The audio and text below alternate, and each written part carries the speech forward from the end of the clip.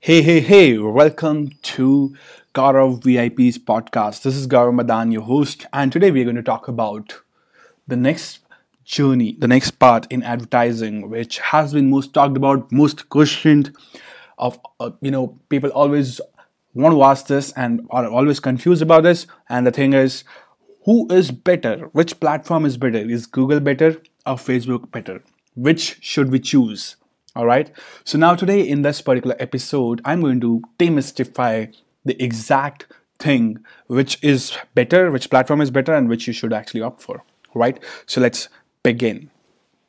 Now, over a period of last half a decade, I've been advertising online, and what I've seen is that Google, in terms of you could say the way Google is structured, is it's based on the needs of people.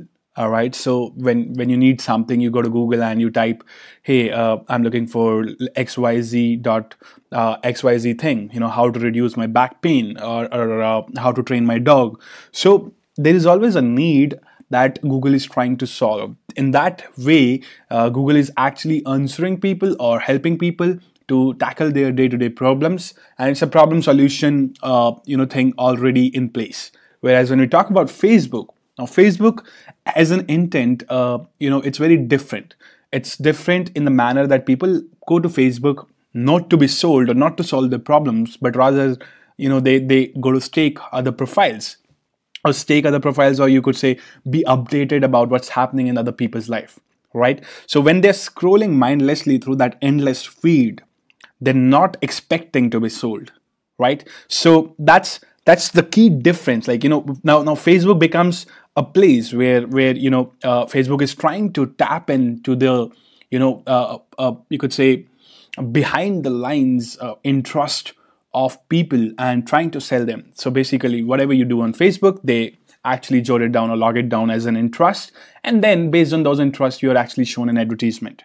Okay, but here there is not a problem solution. It's a wants and desire thing. So in your interest, in your subconscious mind, you may like something, and then Facebook is trying to sell you on that because at some point in time you have shown interest while browsing your feed on Facebook in that particular segment or niche or whatever, or product. So that's the major difference between Google and Facebook. So again, let me tell you, Google is something which is actually based on the needs of people, all right? Whereas Facebook is based on the wants and desires, something which we don't really speak of, but then that's what we are actually trying to go ahead and take, right? That's what we do on Facebook. So now, which is better? The question becomes again, which is better, Gaurav? So people ask me all the time. I think so. In my opinion, Google is way better than Facebook when it comes to actually finding the buying intent of the audience and buyers, of course.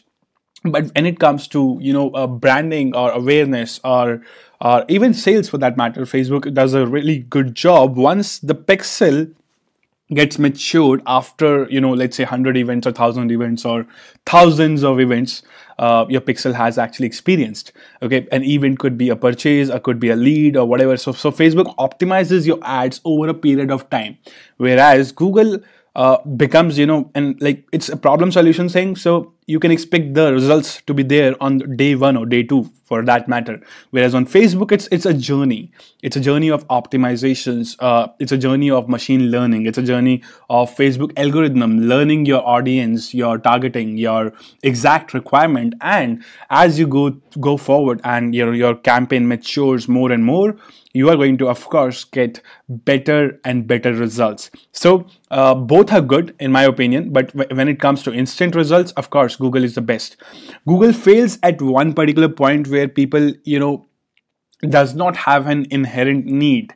Like for example, we have a lot of things which are day-to-day need activities.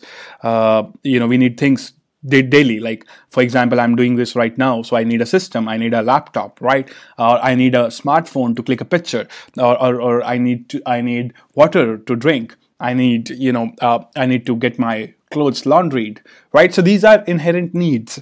But when it comes to, let's say, a phone like Apple, it doesn't become a need. It's not really a need. It's actually a luxury. It's a want. It's a desire, right? So when it comes to marketing products which are not direct needs but rather their wants or desires, then Facebook becomes the utmost priority, the number one priority when it comes to advertising.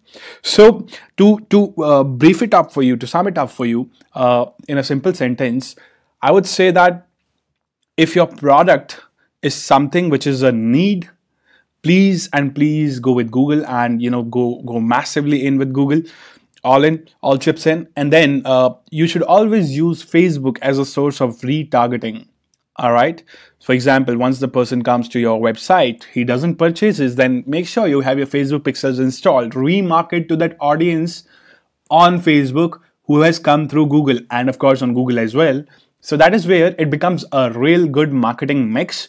And if your product is actually a want, then you got to do the vice versa. You got to get the people from Facebook and you got to remarket it to them on Google Display, YouTube, and of course Facebook, right? So that's how the marketing mix would follow with regard to different platforms and different advertising, different products, to be specific. Okay, and always remember, if you're advertising on Facebook, make sure you give it time, because it's actually going to take time. Facebook is a game of probabilities. So yesterday I was talking to one of my friends and I was telling him that he was doing e-com. So I told him that how he's trying to find interest and a winning product, and he's playing a game of probabilities. Now, for example, in Facebook, what happens? You target 500,000 people as your audience size. That's your interest targeting, for example. That's the size of your audience you're targeting. Now, Facebook cannot show to all the 500,000 people at once based on your budget, right? So your budget would be like 1,000 rupees a day, or let's say $15 a day, or $25 a day, or $100 a day. Now, Facebook is going to pick clusters inside these 500,000 people. Okay, clusters of people who have similar behavior inside this 500,000 people pool. Okay, inside this pool, there are going to be thousands of clusters. Let's say clusters of 5,000 each. Like 5,000 people show similar kind of interest. They browse similarly. They browse similar things. They show similar kind of patterns in terms of their being online, their activity. So Facebook is going to narrow down to these clusters, and then Facebook is going to test these clusters one by one.